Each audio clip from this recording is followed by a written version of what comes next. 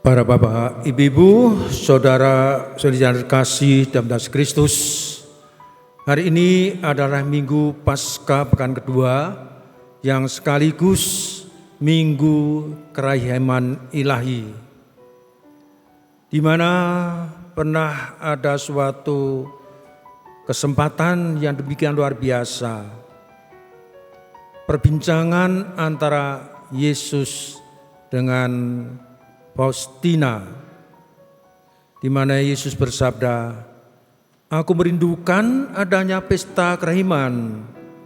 Aku mendaki agar gambar yang engkau lukis dengan kuas itu diberkati secara meriah pada hari Minggu pertama sesudah Paskah. Hari Minggu itu harus menjadi pesta kerahiman." Itulah minggu ini kita hadir pada Minggu Pesta Kerahiman itu. Pada kesempatan yang sangat baik ini, pertama-tama saya sampaikan ucapan selamat kepada komunitas Kerahiman Ilahi, tapi juga kepada kita semua tentunya. Karena apa? Karena pihak komunitas Kerahiman Ilahi yang sudah menjadi bagian satu umat dengan kita telah demikian tekun, telah demikian rajin dalam menjalankan, merenungkan semangat Kerahiman Ilahi itu. Dan menuju pada pesta hari ini, komunitas Kerahiman Ilahi mengajak segenap umat melangsungkan novena Kerahiman Ilahi yang dilaksanakan pada Jumat Agung menjelang kita umat di sini merayakan dalam gereja perayaan Jumat Agung itu sampai dengan kemarin adalah 9 hari novena menuju pesta hari ini dan sudah dilaksanakan dengan sangat baik. Dan kita para umat semuanya yang diajak berdoa dan didoakan juga ikut bersyukur atas pesta Kerahiman Ilahi itu. Para bapak, ibu-ibu, dan para terkasih dalam Yesus Kristus, zaman ini, dunia sekarang ini, kehidupan kita saat ini sangat-sangat memerlukan kerahiman ilahi. Sangat-sangat memerlukan kerahiman ilahi. Mengapa saya mengatakannya sangat memerlukan? Karena dunia yang kita rasakan seakan semakin sumpek, semakin kacau balau, semakin membuat banyak orang bingung, bahkan tidak sedikit orang terlantar. Di sini kita sangat-sangat memerlukan kerahiman Allah. Cara hidup di mana Allah demikian besar kerahimannya pada kita, yang mendaki kita untuk hidup secara baik-baik, hidup sejahtera secara lahir maupun secara rohani kita. Ada jumlah umat yang bertanya tentunya pada saya, "Romo, kalau kita umat zaman sekarang, masyarakat zaman sekarang, siapapun orangnya memerlukan kerahiman Allah yang demikian baik. Allah yang Maha Pengampun, Allah yang demikian menghidupi melalui Kristus Sang Putra. Apa yang bisa kami laksanakan juga sebagai keterlibatan kami, kontribusi kami untuk menghadirkan kerahiman Allah?" Maka ada beberapa paparan yang bisa menjadi acuan kepada kita. Bahwa kita bisa melaksanakan perbuatan kerahiman Allah yang terwujud nyata dalam perbuatan kerahiman jasmani kita. Saya akan bacakan ulang yang sering diajarkan kita renungkan terkait dengan kerahiman ilahi ini. Kerahiman ilahi dapat kita wujud nyatakan secara kerahiman jasmani yang kita buat adalah satu, Kita bisa memberi makan kepada yang lapar.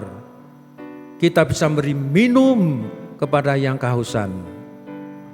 Kita bisa memberikan pakaian kepada mereka yang telanjang, yang kedinginan, yang kepanasan.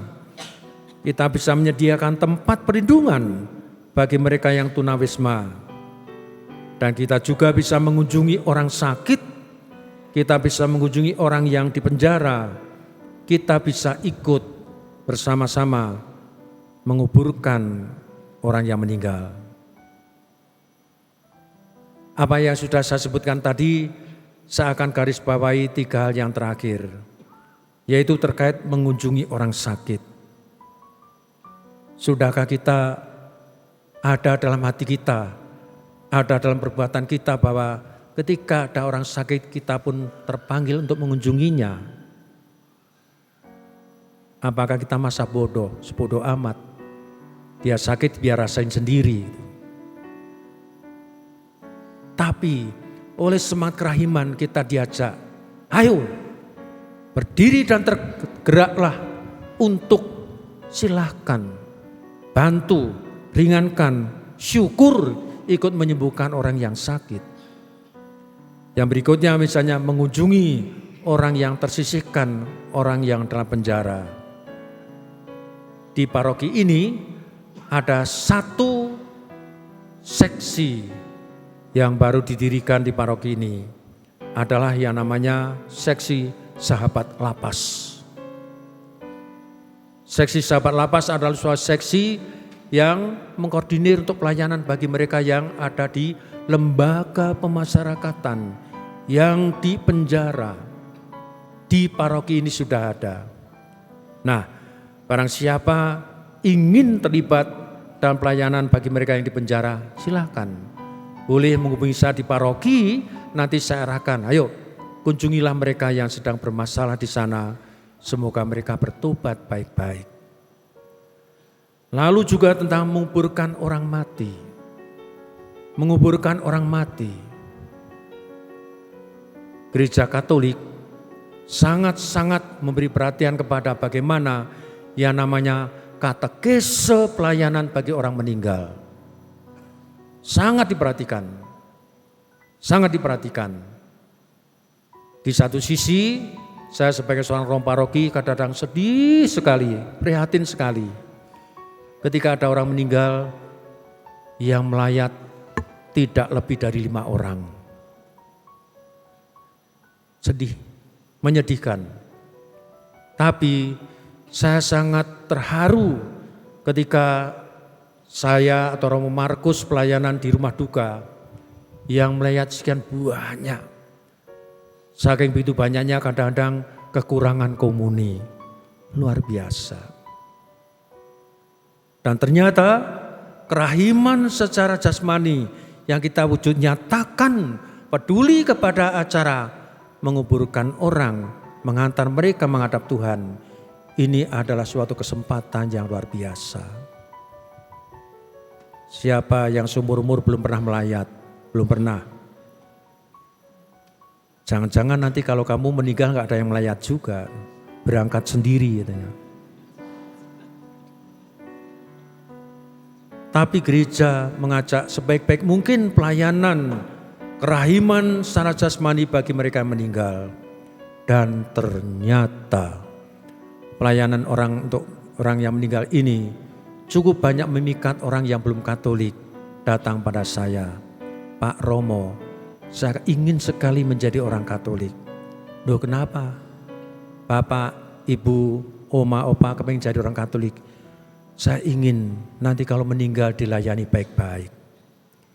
Supaya nanti kalau meninggal saya diasapin. Apa diasapin? Dikasih dupa. Bagus, bagus. Pelayanan yang mempesona, kepedulian yang begitu besar, akhirnya membuat orang terpanggil bergabung bersama dengan Yesus Kristus, kehadiran kerahiman Allah. Orang ingin masuk Katolik. Lalu ada juga contoh-contoh kerahiman ilahi bisa kita hadirkan dalam berupa kerahiman rohani kita.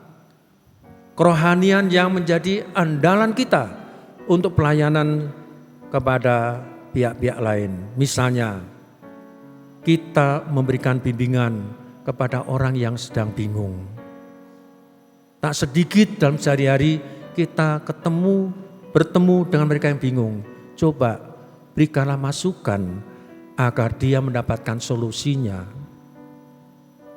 Kerahiman ilahi dalam bentuk suasana rohani ini menasihati mereka yang ragu-ragu, menghibur mereka yang sedang bersedih, menegur mereka yang demikian biasa hidup berdosa, menegur mereka, menanggung kesalahan dengan sabar, mengampuni semua orang yang mungkin menyakiti hatiku atau tidak menyenangku. Kita mengampuninya, maafkannya. Mendoakan orang yang baik, yang hidup maupun yang sudah menghadap Tuhan. Ini bisa kita lakukan, ini sebagai bentuk-bentuk yang namanya kerahiman ilahi yang bisa kita wujud nyatakan melalui kerahiman kita dari sikap hidup rohani kita. Demikian yang saya ajakkan, mari kita bersyukur bahwa Allah demikian Maha Rahim, Allah demikian berkemurahan, terlebih Allah demikian peduli untuk mengampuni dosa-dosa kelemahan kita. Dan kita bersyukur hari ini dengan penuh sukacita Paskah, kita bersama-sama boleh menyambut Minggu Kerahiman Ilahi. Tuhan memberkati.